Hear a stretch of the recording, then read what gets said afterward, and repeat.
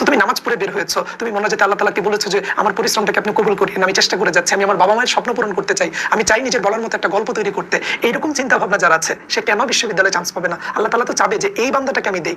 এখন ধরো আল্লাহ তাআলা বলেছেন যে আমি যার ভাগ্যে কোনো কিছু নাই তার ভাগ্যকেও পরিবর্তন করে দেই সে যদি চেষ্টা করে। অর্থাৎ আল্লাহ তাআলা বলেছে না যে তার ভাগ্য পরিবর্তনের চেষ্টা করে না আমি তার ভাগ্য পরিবর্তন করি না। এখন ধরো আল্লাহ তাআলা তোমার ভাগ্যে ঢাকা বিশ্ববিদ্যালয়ে লিখে নাই, কিন্তু তুমি এই পরিমাণ পরিশ্রম করতেছো, এই পরিমাণ ডেডিকেশন দিয়ে বিশ্ববিদ্যালয়ের ভর্তি প্রস্তুতির জন্য নিজেকে তৈরি করতেছো, মোনাজাতে নামাজ কালাম পড়ে আল্লাহকে ডাকতেছো, আল্লাহ তখন চিন্তা করতেছে যে না ওরে তো আমি লিস্ট থেকে বাদ দিয়েছিলাম, কিন্তু ও এত ডিজার্ভিং, ও এত পরিশ্রম করছে, আমাকে ওকে চান্স দিতে হবে। সেটা তোমার দিকে না থাকলেও তুমি পরিশ্রম করে আল্লাহ তাআলার থেকে সেটা ছিনিয়ে নিবে, কারণ যে আল্লাহ ভাগ্য লিখতে জানেন সে আল্লাহ ভাগ্য বদলাতেও জানেন। তো তিনি তোমার পরিশ্রম এবং কর্মের মাধ্যমে যেটা তোমার ন্যায্য প্রাপ্ত সেটা অবশ্যই তোমাকে দিবেন, কারণ আল্লাহ তাআলা কারোর সাথে ইনজাস্টিস করেন না। তো তিনি সবাইকে ন্যায় জিনিসটা দেন, সো তোমাকেও দিবে। তো নামাজ কালাম তোমাকে ট্রেকে আনবে, তোমার মধ্যে সাহস যোগাবে, তোমার মধ্যে আত্মবিশ্বাস আসবে। কারণ আমরা যখন ভয়ের মধ্যে দিয়ে থাকি তখন আমাদের কনফিডেন্স ডাউন থাকে, আমাদের সাহস হয় না যে এটা মনে হয় আমি পারবো না।